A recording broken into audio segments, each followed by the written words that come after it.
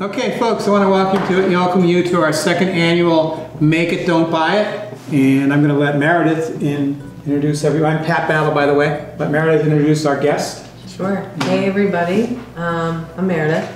And I think what we'll do is we'll just go around, everybody who's presenting can say a few words about what they're doing. And then the idea is that you pick a project that you want to work on. If you have time, you rotate. So hopefully you get a chance to visit a few people. So I can start. I am doing Ikuzudama, which is Japanese. It's not origami, because origami involves paper folding without glue or fasteners of any kind. But this is just a paper folded flower that is glued together to make a which looks like this. It's really fun and very easy. We have two guests that we're honored to have, Liat here and Meg over here. But I figure we'll just maybe go to you next, Liat. My name is Liat, and we are doing what from my childhood we would make little sand art bottles, and it was colored sand. And I think that those are kind of silly and wasteful because it's just dyed sand versus we're using spices and herbs today, which all have medicinal benefits, and they are pretty when you put them in little bottles. And then we can also, if anyone's interested in knowing the medicinal qualities of the different herbs we got, I can tell you all about them. Hi, I'm Meg Chamberlain. I own FERMENTI Ferments, and I'm going to share today a very simple and basic spiced kraut recipe just to help enforce how easy and accessible this really can be. So that's my goal for this evening. Hi, I'm Michelle Carter. I steward the bees here on Living Web Farms, and we are going to be taking wax from the hives and making hand-dipped twisted taper candles. And I am going to teach people how to make fermented habanero hot sauce with a little bit of added smoked habanero pepper in it. And also how to make a really wonderful condiment made from a plant called roselle, which is related to okra. And if you ever had red zinger tea, you get an idea of the flavor of it. It's a reddish, very zingy thing, and it's a condiment that substitutes nicely for our chutney, you might want to call it, our relish. That substitutes very nicely for cranberry sauce. Most people like it more than cranberry sauce. Both of these make fine little gifts to give to people. First step is to fold it into a diamond. And then with the long side facing you, you take one corner up to the top. And then the other corner up to the top so that you have another little diamond. And then you take the top corner that you folded and you bring it out to the edge. This. So what we have here is all I've basically done to make it a little easier. And this is what, as a business, what I tend to learn. Yeah, this edge will be even with this. Yep, just like that. So this is truly the hardest part. You'll pick up this side and you'll stick your finger in the top. You want to open it up. And then I usually just stick my finger down into it and then I push it down. What we have here is all I've basically done to make things a little easier, and this is what, as a business, what I tend to ferment in to get my volume up. One day when I get that business grant, it'll be ungi pots, but until then. So right here, all I've done is I've prepped about 30 pounds of cabbage with about 7 to 10 tablespoons of salt. And it's both purple and green. It's all organic and mostly local. So all we're gonna do is we're gonna pull out what we need. Enough to get a pint jar filled. And that's probably a good amount to start with. And if there's any leftovers, don't worry about it. And then what we have here is all of our spices you're welcome to choose from. Okay. And I tend to eyeball my spices. This one is ginger. Here's turmeric, which is a classic, curries, I have extra salt if we need it, hot peppers. These are Asian capsicum peppercorns, and these are regular, traditional peppercorns, and then we have bay leaves. Sometimes I find in my ferments that if I put a bay leaf in the bottom, it kind of puts a certain infusion of flavor in it, so that's an option as well. And then you're just gonna mix it up and choose your jar, and you can fill your jar with this little guy, like regular canning, and you can either use your hand or the tamper here to tamp it down. And then basically you're done. First you want to take this and fold it down. The little tab on the top. Consistent product. Now pull it back in on itself. Any recommendations on the peppercorns never fail if you like spicy, a teaspoon of pepper. And then if you hold it in on itself like that, you've got a petal. A new version, I find by taste and sight, I think that would be a good stopping point. And then maybe a little bit of turmeric. If you like turmeric, might set the color off. This was the turmeric? Yes, ma'am. And you just sprinkle a hair in there, and you should be just fine. Just want to make sure you get it packed as well as you can. So here we go. Let's continue until you hit the shoulder of the jar. That's as far as you want to take it. Okay. And then we didn't really go over brined ferments, but if you ever want to brine your ferment, you basically, a good easy example would be asparagus.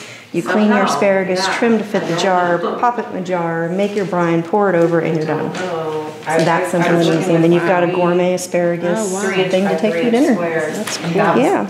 And then I have a bunch of helpful resources here as well. Websites I like, Facebook groups I like, and books that have always been very helpful to me. Fabulous. Yeah, you could. I see why you do it all the time. Yes, yeah. It's more petals. Minimal input for a really beautiful, exotic output. And it couldn't be prettier. So, burp it a couple times a day. I burp it maybe in the morning when you make your coffee and at night when you have And your then, like, dinner. how long? It will express for 3 to 5 days. I like my crowd to go 4 to 6 weeks, but that's me personally and my family stays. You can start eating it as soon as it stops. The first thing is that you want to have a double boiler. So any kind of stainless steel container inside a pot of water works really well. And you can put your wax, your beeswax in there. This is wax that's been rendered from a beehive. So it starts out looking like this, and then it's boiled down and filtered. The wax needs to be at about 160 to 170 degrees for the candles to be smooth. So as long as you get the wax really hot, and you can kind of gauge how hot it is as you're dipping the candles. You don't necessarily need to take the temperature. You'll know. If it's too cold, the candles will get lumpy. If it's too hot, the wax won't stick to your wick. So we have these wicks right here, and we need to set the wick first. So the first time you dip it, you want to just hold it in there, and you see how it bubbles? Mm-hmm. You want to wait until it stops bubbling. And then you can just pull it out and hold it over the wax until it stops dripping. Once it gets a little bit dry, you can straighten it out. And so you just want to pull it down the center and straighten it out. And then you just hold it over the wax. You want to kind of pinch it so it's separate in the middle. And then you just dip it all the way down in there and pull it back out. Okay. And then wait a few seconds, about 30 seconds. And then you can dip again. Yeah, perfect. Because we're making tapers and how their tapers are naturally thicker at the bottom, we will dip in thirds. So we'll dip only 1/3 in, and then once that dries, we'll dip 2/3, and then all the way. And we'll repeat that process of just the thirds. So a third. Mm-hmm. And then 2/3. Well, I'm going to throw that bucket over there and make an after batch for the home. Unless, well, if there's more. From the greenhouse, there was brought there, like it's still showing, but they were, so I'm looking towards the side. So what we're, these guys can be black roselle, it's also called hibiscus flowers. You're gonna have to This give me a taper it's the cover. Oh, there's some curtains already.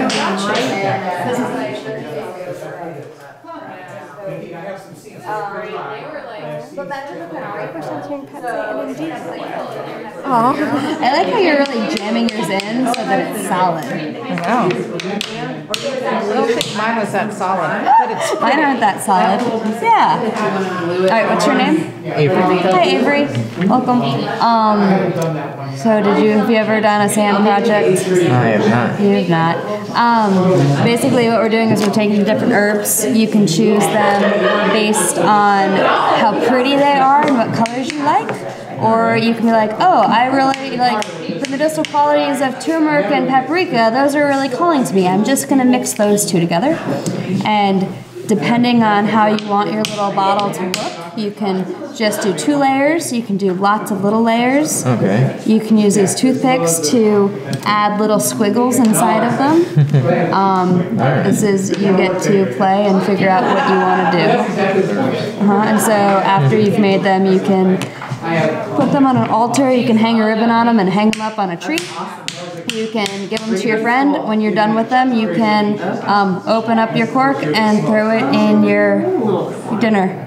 Basically, all the spices complement each other for curry flavors. Cinnamon seems sweet compared to all of these, and so it's true. I would use it in vegetables. It's gonna be awesome when I throw all these in my little recipe. Even when I'm making like French fries at home, so I cut up my potatoes and put on my salt and pepper, and I usually sprinkle on turmeric and cinnamon. I have turmeric and cinnamon in like salt shakers because I use them so well. Sweet potatoes. I put them on regular potatoes. Really? It brings out these flavors that I like. That's maybe just my Thank you. my palate, my flavors that I prefer. Like, I want to taste it now.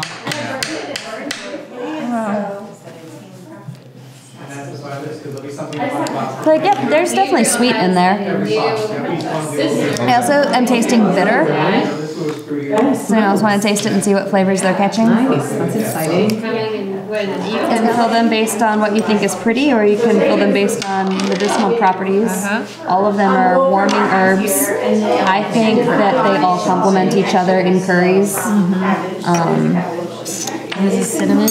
It's like a pumpkin pie spice mix, so cinnamon, nutmeg. So once your tapers get to be about this girth, you can just set them aside. I'm going to hang them right here and let them cool a little bit. They'll shrink as they cool, but we want them to, the wax not to be warm to the touch, so that when we twist them, they won't crack. So I'm just going to let them cool for about 15 minutes. If they're too warm, they'll crack a little bit. And that can go away because we're going to do a final dip at the end, you know, to smooth the crack. The habanero hot sauce that we make here is a fermentation of habanero. So this has been fermenting for about a week, and it's got a good ways to go. It's actually just getting going. You can see that it's starting to see a few bubbles showing up, you know. Yeah, I see it's starting to get the bubbles, you know. Yeah. And it's the same thing as if you were making sauerkraut. You want to have it someplace, you know, ideally around 70. And how I do that is I get an aquarium heater. And I get a container of water that will hold the aquarium heater, and I set it to 70, and then I put this in it so that it won't overflow it, but so that it's in there, and then I don't have to heat the whole house. And I just have a little aquarium heater doing the heating. That's a good deal. Yeah, and you got to go to the better stores because now the cheaper stores make one that's preset to 85 degrees, and you don't want that. You know? Yeah. So you go to a pet store, and you get them. Probably cost you about $20. Wherever I want to maintain the temperature and not have to heat the whole house. You know? Wow. And so then basically let this ferment. Last year I actually carefully, and boy was it traumatic, I carefully took all of the pith and seed out to make it not so hot. And basically this year left all the seed in, and I've got it fermenting, and once it's reached the fermentation, we're going to make some. We'll do some right now to show you the final part, but I'm not going to make all of it. I'm going to let the rest of it ferment longer. You put it in a food mill, and I highly recommend that you buy a stainless food mill. I don't think you want this interacting with like the Kodak food mill. And I've got some more, I'll top that up so it keeps going. And then what I'm going to add to that, this is some habanero peppers. And I blended them up, and I'll add them in here. You can't really ferment smoked peppers. They're not going to ferment because smoking is a preservative. You know? But I just added a little bit of apple cider vinegar and blended this up. And I won't use anywhere near all of this because it'd be too smoky in my mind. I'm just going to use about a quarter of it. Yeah, because that has to be like the perfect. I simply take this, and if you get it on your hands, wash your hands with Technu several times. And pay attention to touching any sensitive parts of your body, because it'll really hurt, you know. It's persistent, powerful irritant. Actually, I would need a lot more to really get a lot of this, but we'll just show you enough to put a little bit in the bottle. So we'll just maybe put a little on a spoon and take a taste. And I find it just as easy to pour some in a measuring cup with a spout than to use a funnel. Finding funnels for small bottles is not easy. So I simply do this number. These great little ones in school. And I probably to taste it would just do this. I think it's got a nice smoky, good hot, good flavor. Pretty simple. Way better if I let this ferment. I'll let it ferment till right before I mail it off for Christmas presents. The longer it ferments to me, the more complex the flavor. Getting a little hot there? Yeah. A little spicy. I puree it just because it's easier. I get more out of it when I do this part then, you know. No cooking at all. Totally raw and fermented. And I also, by the way, throw a little bit of sauerkraut in there to be sure that, you know, I always add some for my last. I learned that from Asha years ago when we did that class. And that just means I don't need to use quite as much salt. This has salt in it just like any other lacto fermentation, but not as much because I use sauerkraut to get the starter going, you know. But it's just starting to ferment. I want it to be bubbling and really vigorously going before I finish it to make it up, you know. So I'd be quite happy to have that hot sauce, you know. That's a nice, tasty hot sauce. These jars, by the way, are available at Earth Fair, you know, pretty inexpensive. And the other thing I do is I save, if I buy any hot sauce, I save them and wash them out and reuse them. I haven't found a place to buy, though I haven't looked very hard for the kind of hot sauce bottles. But this is about the same kind of opening. You want a pretty small opening so you don't put too much out at once. You know? Yeah. That's why I went with these. So what are all the ingredients in that? The ingredients are nothing but habaneros and a touch of salt. It's probably about 2 teaspoons in this. And probably about a quarter cup of sauerkraut. And you don't need the sauerkraut, that's just my way to be sure I get the fermentation. You know, I just carry it's kind of like a starter, you know. And I just blend that all up, put it in there and let it ferment. The smoked was nothing but habaneros smoked. And they were blended up with a little bit of apple cider vinegar, which I don't add in till once I put the smoked pepper and the apple cider vinegar in here, I've kind of stopped the fermentation. That's a sign. You know? But that's also a preservative, which means this, I keep it refrigerated, but I oftentimes forget. It sits on the counter for days and days, doesn't spoil, you know? It lasts indefinitely. In this here, this is probably about 10% smoked habanero mixed in with the rest of the habanero, you know? And you could totally alter that. It could be 50%, you know? You could make one with nothing but smoked habaneros and vinegar, but I love the idea of it being fermented. You know, that's way more appealing to me. The hard part is not getting yourself on fire and then forgetting touching things you don't want to touch. Oh wow. Isn't that good? Plenty of heat, that's good. Yeah, plenty of heat, it's got the smoke and you got the habaneros there. Let that ferment for another week, you know, top this up. It'll just be like... If you can use your 2 fingers and kind of keep them separate like that, it'll work better. And so for your next couple dips, just dip about 1/3 of your candle in there. And you would go 1/3 and then 2/3. Just to kind of give it that nice thick taper. But can you see how this wax is light and this one started to turn a darker yellow? That means that they're almost dry. So you just pinch them at the top. And then just carefully. Selling at one of the downtown markets. It was. No, I think this guy's name might have been Brian. I love working with warm, semi-warm wax, you know, when it's still malleable. And so I contacted him, asked him questions. I think I tried contacting him for email. That's so cool. I was like, okay. It did stretch a little bit. I could have waited until he's cooled, but it'll work it out. We'll dip them again once they're here. So if you don't want it to be as hot, then you want to cut it in half and take the seed out.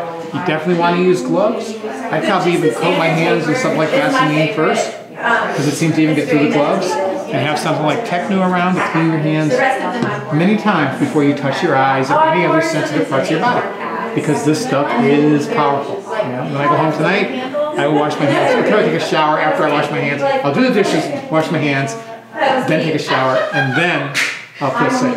because it really is. The oils are persistent and they're powerful. But so you could make it so that you would like it. You would just take all of the pith and seeds out, and if you want it a little hotter, you can maybe leave a few with pith and seeds and make your own batch. That's the great thing. I send it off as gifts and I tailor it to each family. And then this year, and so all I did was blend this up with probably about 2 teaspoons of salt for this much. Just like you're doing with the sauerkraut. Salt ensures that the fermentation goes the way you want. But for me, to be guaranteed I know how the fermentation goes, I take some sauerkraut that I made, and I always, when I'm doing a fermentation like that, I always take my last batch and I blend it up and put the liquid into this. So this has got some sauerkraut. Not for the flavor, but there is a teeny bit of flavor, but there's not very much in there. There's maybe a third of a cup of this. Might be 2 tablespoons. But the whole point is, once blended up and mixed with this, there's billions of microbes that guarantee that my fermentation goes the way I want it. And this actually could ferment more. It's just starting. If you look, it's starting to show some bubbles, but it's just starting to get going. And it's been going for about a week.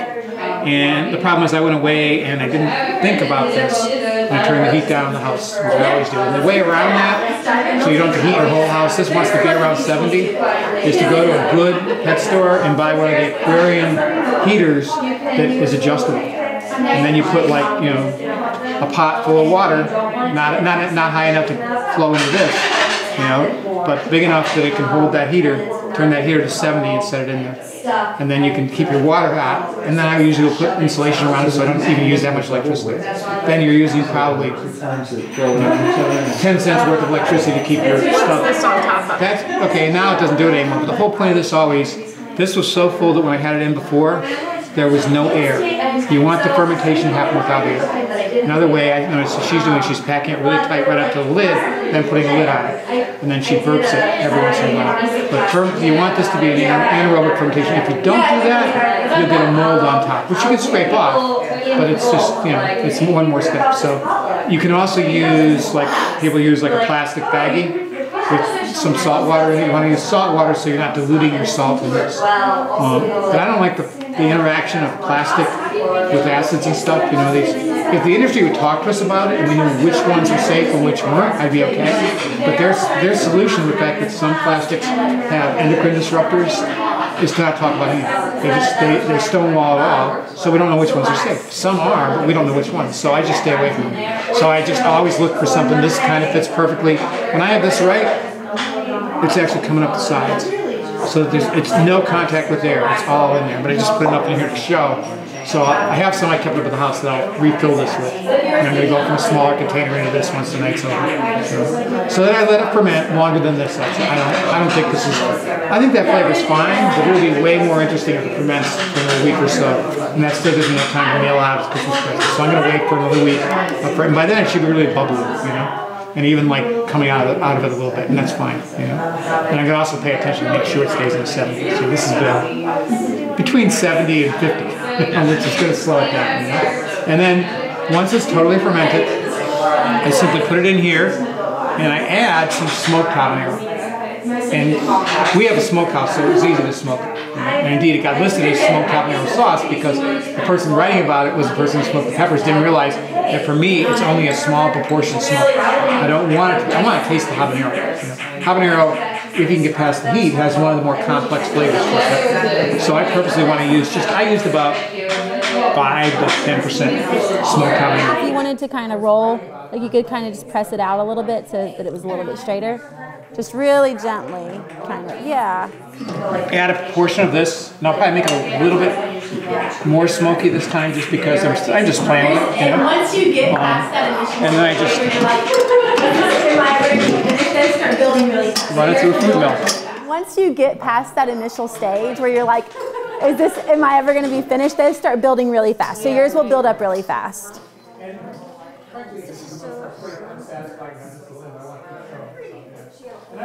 Yeah, go ahead. And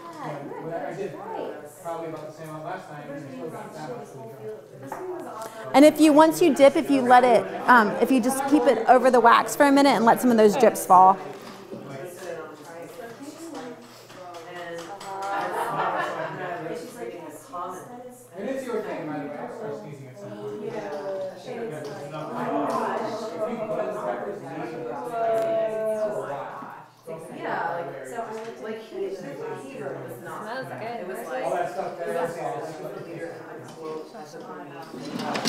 And then once I think I've got enough out of it, I'll pour. I find it's easier to pour it into a measuring cup than it is to try to do it through a funnel. Mostly because I want very small jars. And finding that small funnel is not easy to do. And then once I've got it done, I simply pour it into a thing. As the wax starts to build up on the wick, then the level goes down, and so I just keep adding. And you can just add chunks of wax too if you wanted to do it at home. But I have this.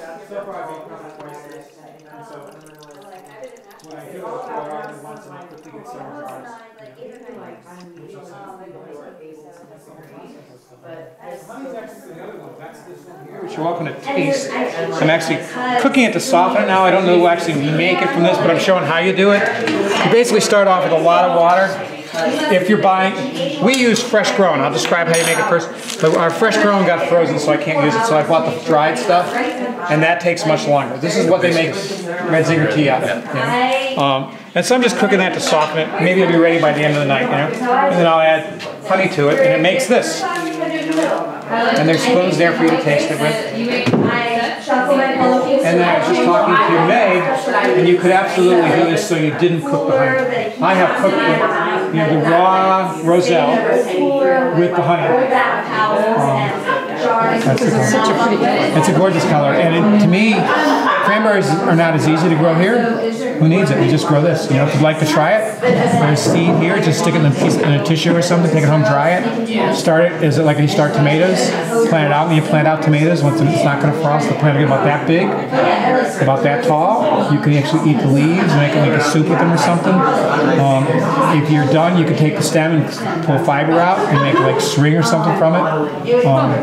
It's a very useful plant, but then you collect all of these waxy calyxes and immediately chop them up and make the roselle. It's much better than if you dry it. But right now, I bought this because we didn't have any more of the fresh to do, and so I'm cooking it to make it trying. But it really isn't. It's nice. I've made it and people loved it, but this is it's far superior. Yeah. You cook that in honey. Honey mix. And you just do it to taste. To taste. Just to taste, that's all. And Meg was into getting all the health benefits. Couldn't you just cook this and then add the honey raw at the end and you cook? It'd just be a little harder to get the blend right. You have to work a little bit harder at it, but you cook. It is. And I've ever made it, so this is, Meredith blended this up. It looks like cranberry sauce has been blended. I've ever made it where I simply chopped it and then it's got this coarser texture. And how long will that stay good? Well, if you preserve it, I'm certain you can can this because it's quite acid as you taste it and there's honey in it. No, botulism is the big fear with canning. I'm certain you could can this in a water bath. Have you ever canned anything in a water bath? Like tomatoes and stuff. You do that, it's going to last indefinitely just like jam. Once you open it, keep it refrigerated, it'll last indefinitely. The honey is a preservative, the acid's a preservative. Even if you see a little mold on top, you can just take it off. It's not going to hurt you. Its flavor's going to be fine below. Takes 60 individual petals to make a globe, so it takes a while. Slow and steady. Thank you for the extra. I put it in my fermentation section. I would, I think yours are ready to cool, so you can put So if you just want to hang them here, you want to, go for it. He's got it. He's got skills. How old are you? 10. 10? I have an 11-year-old. Yeah. So you start with a square, and every square makes a petal, and the petals go together to make a flower, and the flowers go together to make a globe.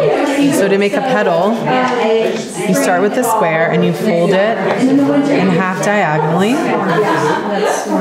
and then with the long side facing you, you'll take the corner up to the tip, and the same on the other side, so you have a square again. I'm going to take that top corner and essentially fold this triangle in half so that the inside edge is flush with the outside of the square. It's going to kind of look like a little bird. And then this part is kind of tricky. You pick up on this, and I open it at the top, and I put my finger inside to flatten it out. This is a classic origami move. If people are origami folks, they will be able to do this really easily. Flatten that out. Then I'm going to take this top and just fold it down till it's even. We're going to be going back to the square every time, pretty much. And I take the outside edge and I fold it in. Back to the square. So now, when I curl this around and fasten it together, I have